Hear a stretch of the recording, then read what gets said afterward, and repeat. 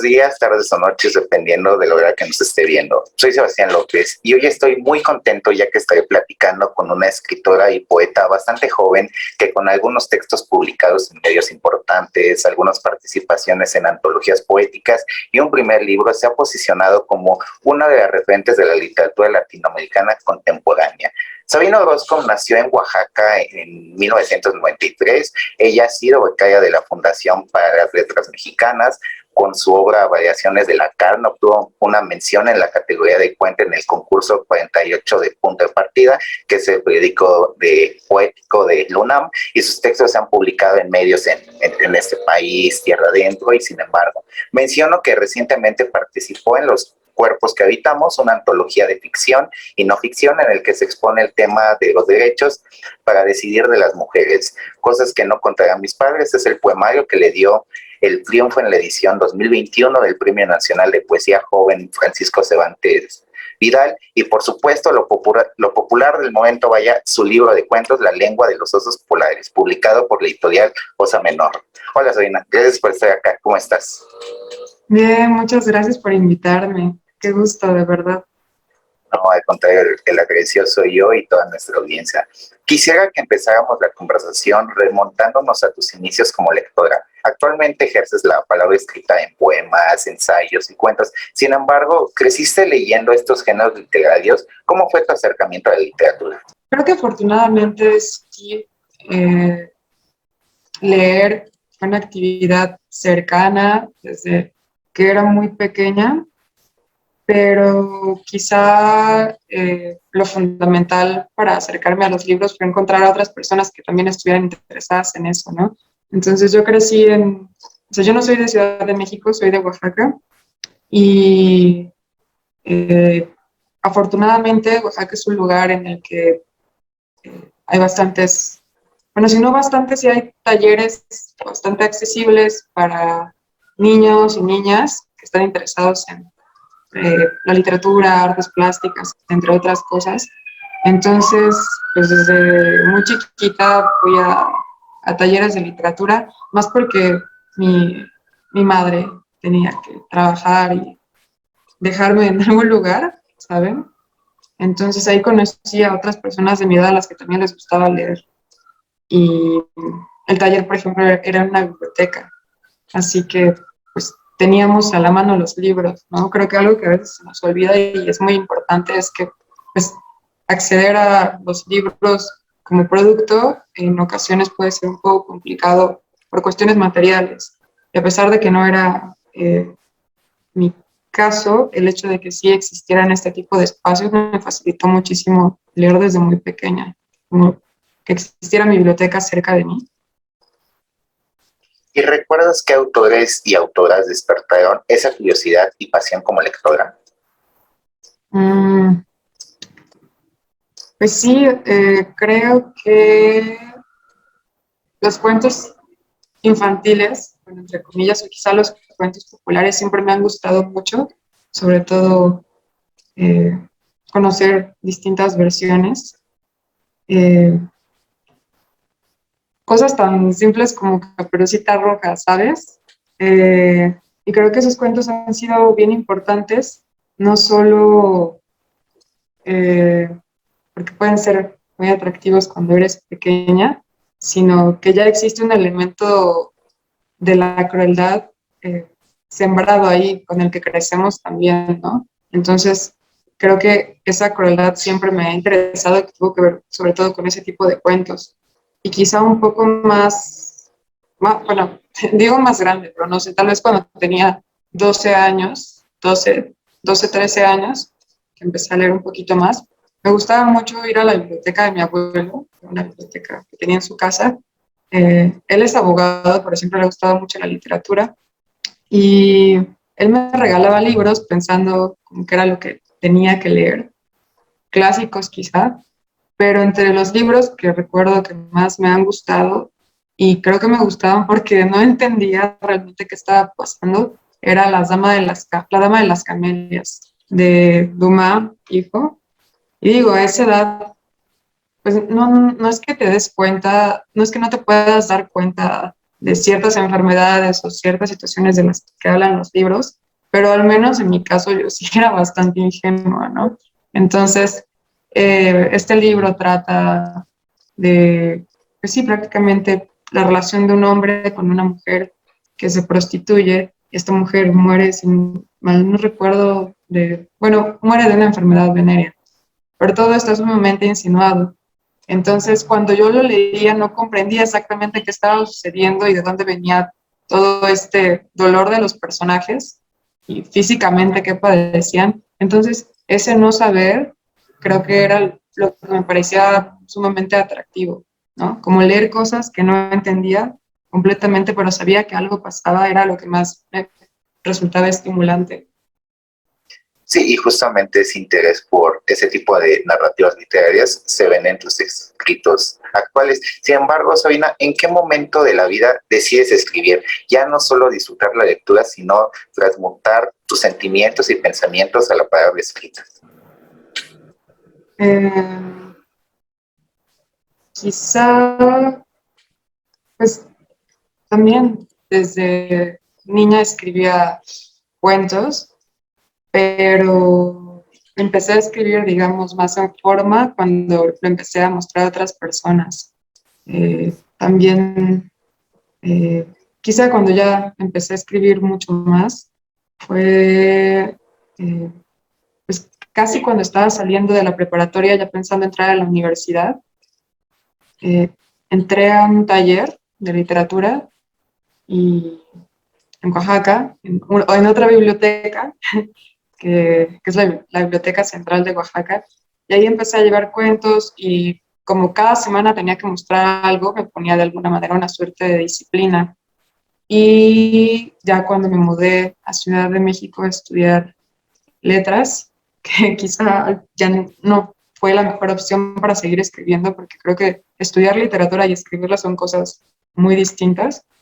Ya cuando estuve aquí, eh, empecé a escribir mucho más, ¿no? Sobre todo porque creo que ese tránsito de donde vivía a la ciudad también implicó pues mucho tiempo de soledad, que también se tradujo en mucho tiempo de escritura, porque en esos momentos lo que tenía al alcance era eso, ¿no? La posibilidad de escribir porque tenía silencio, porque estaba sola, porque también estaban pasando muchas cosas que no comprendía y que tenía la necesidad de desarrollar quizá. Y justamente en ese desarrollo es donde entran tus escritos, que son íntimos, tus poemas, vaya, son intimistas al final del día. ¿Consideras que las y los poetas pasan al anonimato después de escribir y publicar un poema? En tu caso, ¿cómo concibes tu creación poética? ¿Tiene que ver con lo que te otorga la vida que llevas?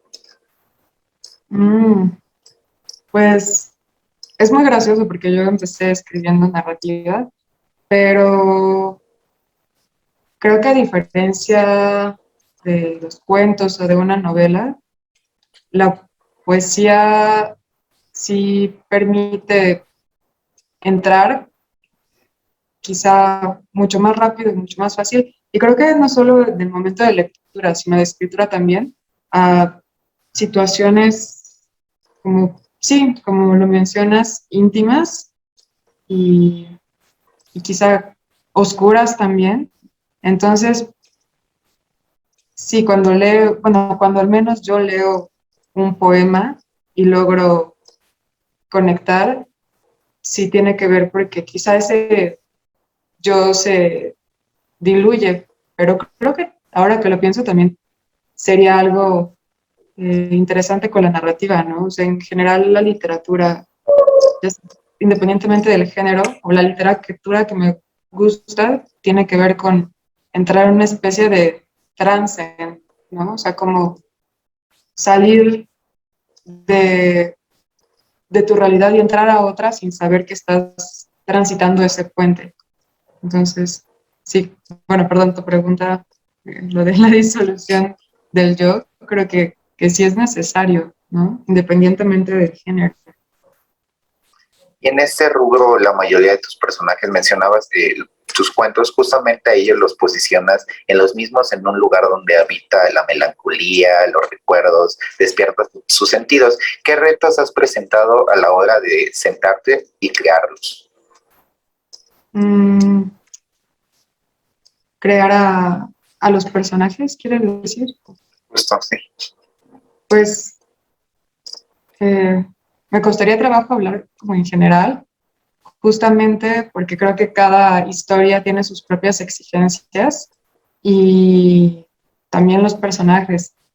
Pero si pienso en las historias que a mí me interesan, en lo que he escrito hasta ahora, pues normalmente quizá esos personajes comparten lo que mencionaba quizá en la presentación del libro de cuentos, una sensación de hambre física y de cariño todo el tiempo.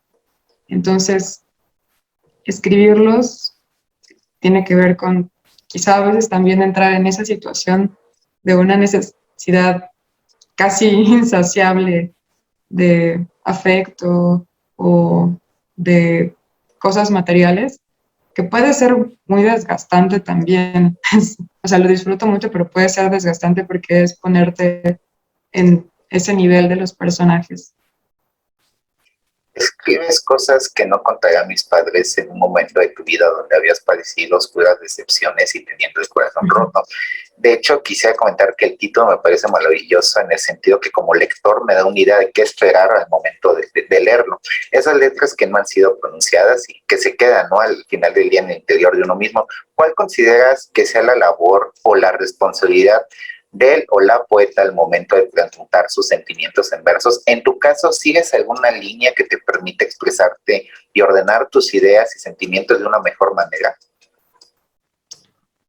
Pues creo que sí es necesario ordenar los sentimientos y los pensamientos que van a aparecer después en un texto, pero creo que algo fundamental es también traicionar las propias experiencias y los propios sentimientos de una misma, porque al volverlos literatura sí es tuyo, pero ya no del todo, ¿no? Entonces, creo que es importante aprender a traicionar cómo ocurrió tal situación, o cómo ocurrió tal emoción, o esos detonadores, para que después funcionen dentro del texto, porque si no, creo que cualquier escritora o cualquier escritor se quedaría en un lugar bastante ególatra, ¿no? Entonces, para crear, creo que hay que traicionar también ese yo, ¿no? Y es difícil.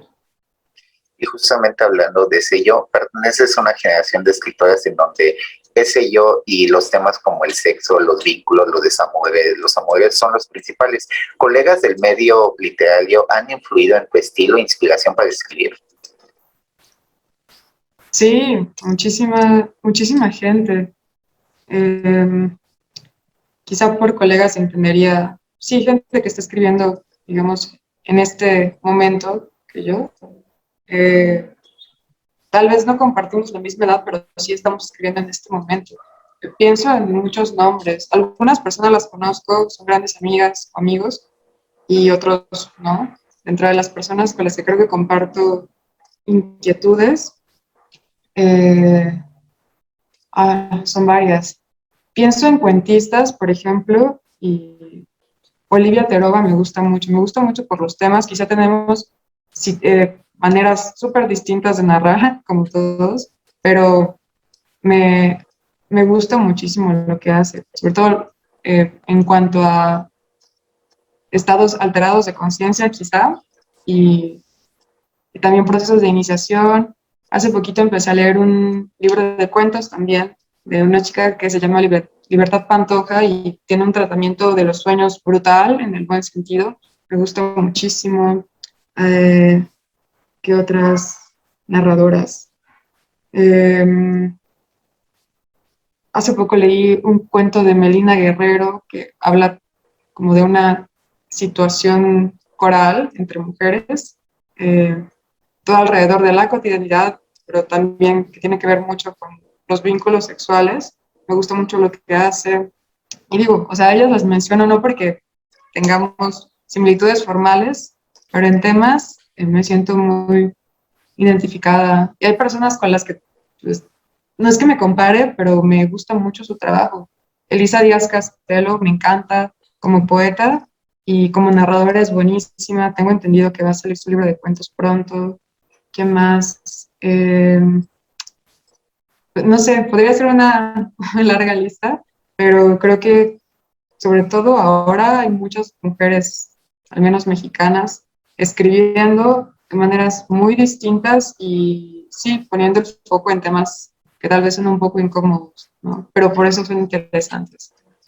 Creo que yo leo, va a sonar horrible, pero me gusta leer lo que me causa morbo. Entonces, eh, y hablo de morbo en ese sentido, eh, bueno, lo digo un poco en broma y no broma, pero lo que está oculto, lo que suele ocultar es lo que me interesa, quizá. Y justamente todas las autoras mexicanas que mencionas están haciendo cosas realmente asombrosas y dignas de admirar. ¿Qué es lo que más destacarías de esa literatura escrita por mujeres en la actualidad? Lo que a ti más te llama, te atrapa y te gusta de cada una de ellas. Uy, es que creo que son tan distintas Sí, justo. que sería difícil como encasillarlas en un solo lugar, pero quizá lo que encuentro mmm, es mucha honestidad, no por lo que se narra o lo que se ensaya o los poemas que parten de la experiencia, sino mucha honestidad con respecto a sus propias búsquedas, ¿no? O sea, hay pretensiones no con respecto al medio literario, sino eh, con los proyectos que ellas mismas jerarquizan. Entonces, creo que esa honestidad tal vez es lo que yo encuentro ahora. ¿Has tenido bloqueos al momento de sentarte a desarrollar una historia o plasmar un sentir? El famoso bloqueo del escritor o la escritora, ¿no?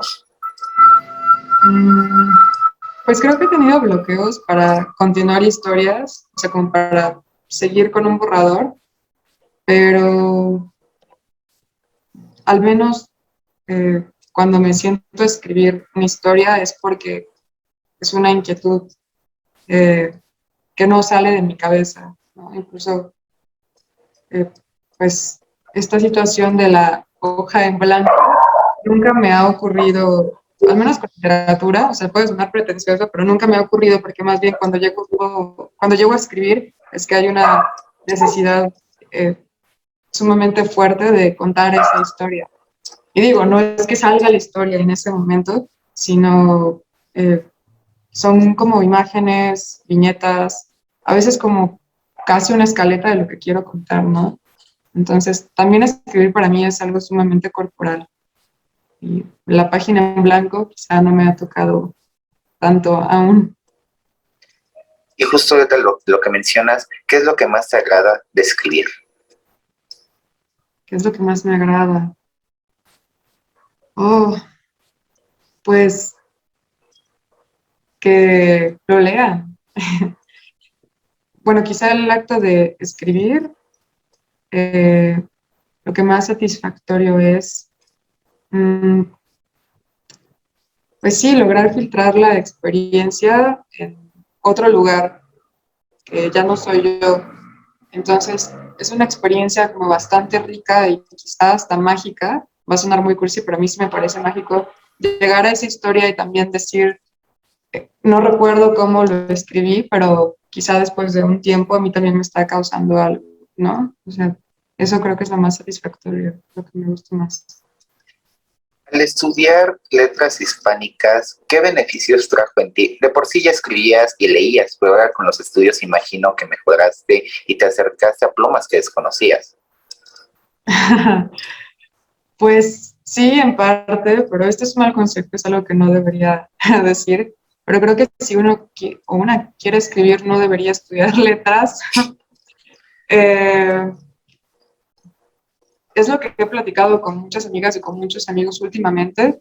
Quizás yo entré a la universidad a los 18 años, entonces también, siendo muy honesta, yo estaba decidiendo de manera muy rápida con la carrera, porque sí tenía que ver con leer muchísimo, eh, pero no tenía muy claro cuál iba a ser la salida de eso. Y si me hubieran dado, si yo quizá me hubiera dado tiempo para pensarlo un poco más, eh, habría elegido cine, ¿sabes? O sea, porque ya tiene que ver con crear historias. Digo, es algo en lo que me estoy involucrando un poquito más ahora, pero estudiar literatura me ayudó a, sí, como mencionabas, eh, conocer muchas más autoras, muchos más autores que yo no hubiera leído antes o después, y que sí, se necesita asesoría incluso para entender muchísimas cosas, ¿no? O sea, yo no hubiera podido leer literatura medieval o del siglo de oro entendiendo muchas cosas que entiendo ahora si no hubiera pasado ese eh, pues, pasaje académico. Pero en términos creativos, yo dejé de escribir mucho tiempo, un par de, pues no años, pero al menos un año sí dejé de escribir como me gustaría, porque el chip que implica la academia o la investigación es otro completamente distinto a lo creativo. Remontándome a la reciente antología en la que participaste, ¿cuál fue tu experiencia al trabajar en colectivo con compañeras a las que todas admiran y se apoyan mutuamente? Pues no trabajamos juntas, o sea, yo sabía de algunas personas que iban a colaborar ahí, pero creo que lo interesante es ese diálogo que se mantiene entre textos, ¿no? Más allá de tener una conversación presencial, ya leer el libro y, pues, sí, encontrar cómo se diversifican estos caminos sobre un solo punto. Creo que es la conversación más rica que podemos tener, ¿no? O sea, es interesante, como que me pregunto muchas cosas después de leer eso. Y en ese sentido, ¿consideras que la escritura es solitaria o colectiva? Pues ambas, creo, ambas completamente. Es un tema que me interesa mucho y que también he hablado con muchas amigas, con muchos amigos, hablando de escritura, porque para escribir sí es necesario vivir, o sea, experimentar y, y pasar malos ratos muchas veces, ¿no? Entonces creo que para escribir la vida es importante. Sí, o sea, la soledad, por supuesto. O sea, al momento no puedo estar rodeada de mucha gente cuando estoy escribiendo, literalmente, pero creo que para escribir es necesario, para mí ha sido imprescindible la vida, las experiencias, los malos ratos sobre todo, y la amistad. Para mí es fundamental. La poesía va en sintonía contigo, es decir, ¿cuál es esa conexión que tienes con ella? Uy, eh, creo que para mí la poesía me hace mantener un nivel de atención fuera de este mundo, eh, y que me hace estar presente, porque creo que para entrar a un poema, ahí sí, a diferencia de la narrativa, una tiene que mantener la atención en cada palabra. Y sí, justo como para entrar en trance, entonces para mí es muy importante porque la poesía me hace estar presente, no solo en términos mentales, sino hasta en cuerpo. ¿Has intentado explorar otros géneros literarios y escribirlos en otros formatos como la novela o la crónica? Sí, sí, hay un par de proyectos, pero que algún día saldrán. No sé, por ejemplo, pienso en el libro de cuentos y ese libro tiene 4 años, no porque cada día de esos 4 años me hubiera sentado a escribirlo, no, sino porque anduvo creándose en ese lapso. Pero sí hay un par de libros, hay una novela ahí que algún día saldrá. También creo que los libros tienen su momento. También un libro de crónicas que llevo trabajando un rato sobre vivir en un hotel, porque va a sonar rarísimo, pero durante 4 años viví en un hotel en la Ciudad de México. Entonces, pues sí, me pasaron cosas un poco anómalas y ya a la distancia empecé a escribir sobre eso. También ahí tengo un guión que el próximo año espero avance. Pero sí, creo que hay muchos géneros que me interesan. No, y muy interesante cuando los des a conocer, ¿no? Mencionabas tu libro de cuentos, que es La lengua de los osos polares. Es un primer acercamiento a ese potencial narrativo que tienes como cuentista. ¿Cuáles fueron las principales dificultades que presentaste a la hora de escribir el libro que justamente germinó en 4 años, como mencionas? Bueno, primero que algunos de los cuentos que están en el libro, lo tengo por aquí, eran bastante jóvenes en muchos sentidos, o sea, varios cuentos que iban a terminar en el libro los descarté porque me parecía que no tenían la suficiente madurez eh, para entrar para coexistir con los otros. Quizás eso fue, como que había varios cuentos que fueron ensayos de alguna manera para escribir otros cuentos y que al final descarté. Otro factor, pues también era preguntarme para qué lo estaba haciendo, ¿no? A diferencia de muchas personas que es muy respetable esa idea de escribir para una misma, pero yo no lo comparto. O sea, escribo para mí misma mis diarios, incluso mis diarios los leo después para escribir historias, ¿no? O sea, justo hablando de traicionarme a mí misma, pero a veces paraba el libro o pensaba en parar el libro porque no sabía que dónde iba a terminar o si se iba a publicar, como que había mucha desesperanza en ocasiones y ese era como ese era el segundo tema por el cual pues, el libro quizá tardó un poco y sí, esas fueron como las mayores dificultades quizá, o sea, también el ámbito, si escribir un libro implica muchísimo compromiso y esfuerzo, ya en términos editoriales la cosa se complica quizá un poco más. Quizá eso ha sido lo más difícil. Y justamente las páginas de cada cuento que conforma el libro son el resultado de una experimentación entre el duelo y la separación. ¿Cómo consigue retratar esta lucha interna de las personas? La lucha interna entre las personas. Sí, en ese duelo, en ese duelo cuando hay un amor que no, digamos, no se concreta, entonces llega como este duelo, ¿no? De poder superarlo. Ah, claro.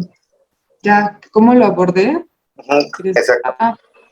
Bueno, me tardó mucho. Es algo que me gusta. Me gusta muchísimo leer sobre desamor. Obviamente no me gusta para nada experimentarlo, pero es necesario cuando se escribe sobre eso.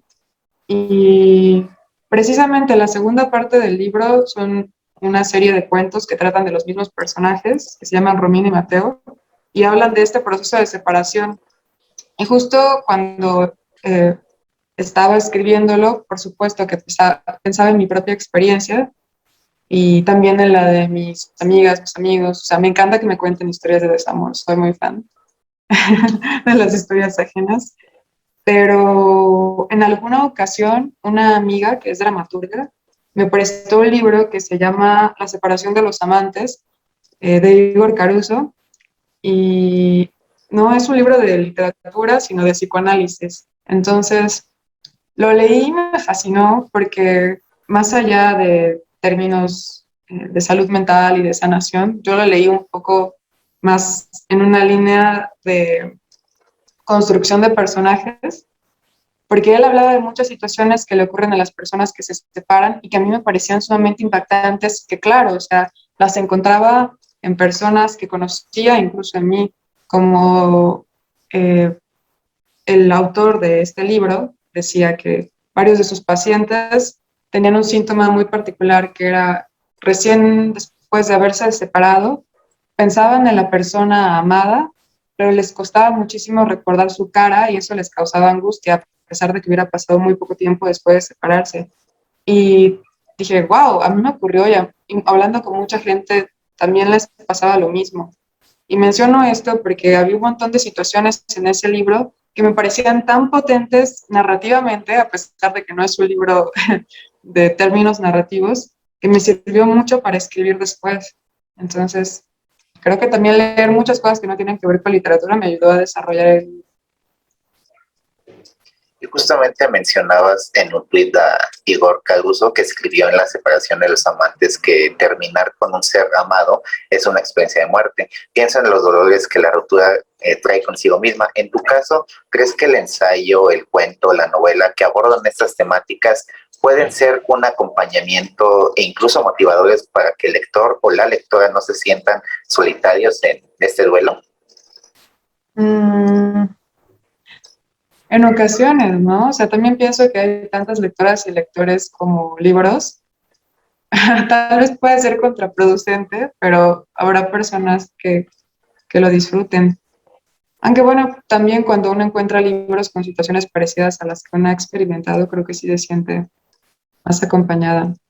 Dependerá del temperamento de cada quien, ¿no? Supongo. ¿Consideras que en La lengua de los osos vemos su retrato más fiel como persona? ¿Mío? Mm, no, porque el único personaje del cual, eh, con el cual comparto ciertas características, digamos, eh, en cuestiones vitales, es peor que yo. Entonces, creo que me esforcé en este libro porque los personajes sacaran lo peor de sí mismos.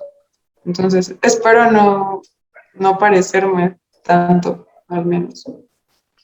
Pones varias vertientes sobre la mesa. Una de ellas es el cómo podemos amar profundamente sin desear el cuerpo de quien ama. ¿Piensas que el deseo está relacionado con la angustia? Es uno de los temas que abordas justamente en tu libro. Sí, totalmente. O sea, en la presentación y bueno, siempre menciono un libro que me gusta muchísimo, se llama Biografía del hambre de Amélie Nothomb, y ella dice, el hambre es deseo, y a pesar de que suena tan simple, es brutal, ¿no? Porque que ese deseo, al menos físico, puede equipararse a una necesidad casi alimenticia, en términos patológicos quizá, ¿no? Pero yo creo que es algo bien común. Entonces, eh, perdón, ¿cuál era tu pregunta? Tiene que ver con eso, ¿no? Justo en esa vertiente que mencionabas, ¿piensas que el deseo está relacionado con el sentimiento de la angustia? Ah, sí, por supuesto, perdón, ya sé dónde iba. Sí, claro, porque hablando de esta necesidad casi alimenticia, o sea, comparando el deseo con el hambre, si no obtenemos eso que nos satisface, al menos momentáneamente, por supuesto que produce sensaciones angustiantes, ¿no? Es como si tuviéramos sed y no pudiéramos tomar agua. Entonces, sí, totalmente. Justamente la editorial que lo publicó Oso Menor surgió como una forma de amistad, ¿no? En ese sentido, ¿cómo concibes a las editoriales independientes? ¿Cuál sería el papel que influyen en el lector al publicar autores y autoras que tienen temas más que importantes, pero que no han tenido una mayor difusión y que ahora con esa independización y todo por decirlo de alguna manera pueden hacer su nombre propio? Uy, pues es todo un tema, o sea, hay simposios, odio la palabra simposio, no sé por qué la uso. Bueno, ha habido charlas como tan largas al respecto y está bueno que las siga viendo, pero quizá algo análogo que encuentro ahora son las series y pensar las editoriales independientes creo que tienen la posibilidad de dar una oferta al público lector eh, que es ajena a las necesidades impuestas, a las necesidades de los sectores, entre comillas, impuestas por el mercado, ¿no? Es como los canales de streaming. O sea, vemos series muy parecidas porque aparentemente el algoritmo detecta que nos gustan ciertas cosas, ciertas historias, pero lo que sucede en realidad es que solo están ofreciendo un menú bastante insípido, diría yo, pero que está funcionando en términos de mercado, y es algo que por el contrario, bueno, es algo a lo que hacen frente, quizá, bueno, suena muy bélico. Es otra oferta la que dan las editoriales independientes, ¿no? Las películas independientes. No ceñirse a este público seguro, entre comillas, sino ver qué sucede con historias que no cumplen con esos patrones de consumo, pero que pueden generar otros públicos lectores, ¿no? U otras necesidades. Creo que eso es fundamental. Y me parece muy interesante que a lo largo de esta conversación mencionas el cine, y justamente creo que el cine sí se ve retratado en tu manera de escribir. Creo que incluso apenas participaste en algo del Festival Contemporáneo Black Canvas, lo cual es fantástico. Sin embargo, mi pregunta aquí entra como en el aspecto de ¿qué otras artes, aparte del cine, han influido en tu carrera literaria? No sé, se me ocurre la pintura, la música. Uh-huh. Uy, sí, pues creo que todo lo que entre por los sentidos es importante al momento de escribir, pero quizá sí, la plástica ha sido importante. Vuelvo a Oaxaca, bueno, hablar de él, porque digo, es una ciudad muy pequeña en términos geográficos, pero la cantidad de estímulos que hay es impresionante. Y no sé, cuando iba en la prepa, tuve la fortuna de interactuar con muchísimos amigos, muchísimas amigas que estaban estudiando, se estaban dedicando o a las artes plásticas o a la música. Entonces, uno de mis mejores amigos, por ejemplo, es jazzista y todo el tiempo estábamos hablando de, o sea, desde que lo conocí, él traía un saxofón a todos los lugares donde fuera. Incluso eso a veces era un problema, pero todo el tiempo estaba hablando con gente que se dedicaba a otras disciplinas y a veces pensábamos en, no sé, en una historia o en cómo narrar algo, y lo hablo desde quizá mis términos literarios, y, y ellos podían tener como una conversación análoga a eso. Entonces, para mí sí fue súper, bueno, fue y es súper importante hablar con gente que produce desde otro tipo de disciplinas. Sí, justo alimentarse de todas las ramas artísticas que se pueden, ¿no? Al final complementan la propia creación artística. Soina, tu escritura es compleja, divertida, inteligente y profunda, como tú misma, en opinión de varias de tus lectoras. Sin embargo, ¿confirmarías sus valoraciones o personalmente cómo concibes a tu pluma? Como, qué difícil. Eh,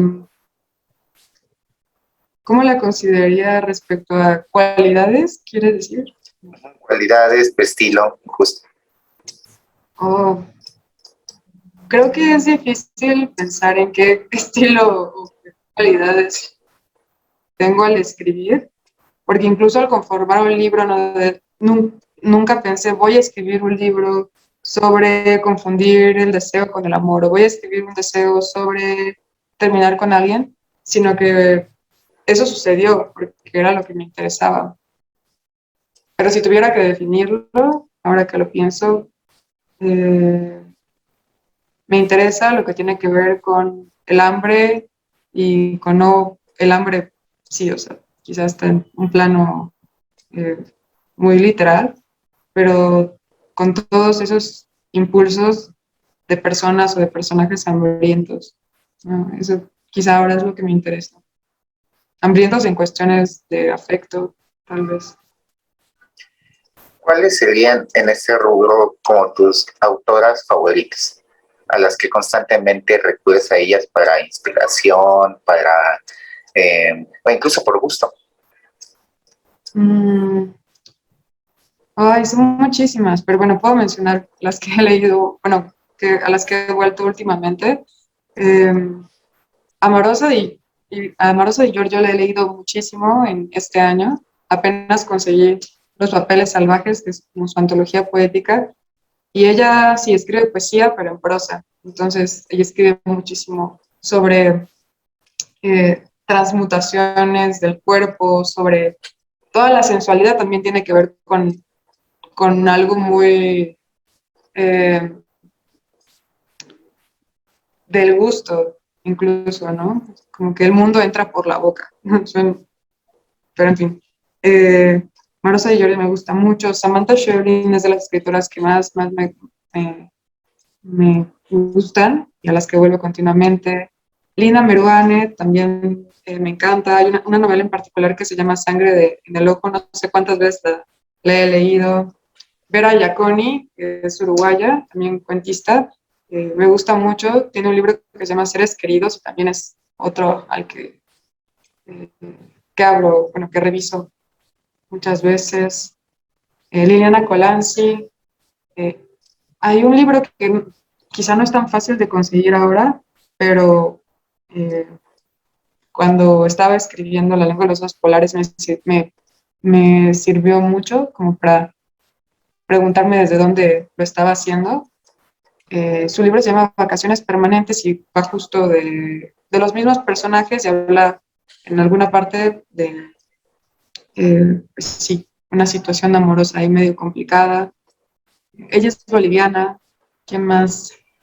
Y quizá que no sean autoras que escriben en español, bueno, que he leído traducciones. Me gusta muchísimo, eh, no sé, ya mi cabeza está fallando en este momento. Pero bueno, o sea, me gusta también mucho las reelaboraciones de cuentos infantiles por autoras. Sí, sobre todo grandes autoras y novelas que ha citado. También soy fanático de Samantha Schweblin, una argentina fabulosa. Ya para finalizar, Sorina, ¿seguirías experimentando con el cuento y la poesía o vas a adentrarte a otras maneras de narrar actualmente? Porque digo, en el futuro sé que van a salir tus proyectos de crónica, tus proyectos también de la novela, pero actualmente vas a seguir experimentando con el cuento y la poesía o vas a cambiarte, digamos, otras maneras de narrar tus historias. Pues no lo sé, supongo que seguiré haciendo lo que me gusta, quiero creer, pero sí, o sea, esperaría seguir escribiendo cuentos y novelas. Quizá es algo de lo que no me puedo deslindar, no va más allá de la voluntad en ocasiones. Y Justo, pues bueno, Sabina, de verdad te agradezco yo y toda nuestra audiencia que hayas estado con nosotros, que hayas compartido esta amena charla, ideas muy, muy interesantes en cada respuesta que me brindaste y simplemente desearte todo el éxito y seguiremos al pendiente de tus próximos proyectos.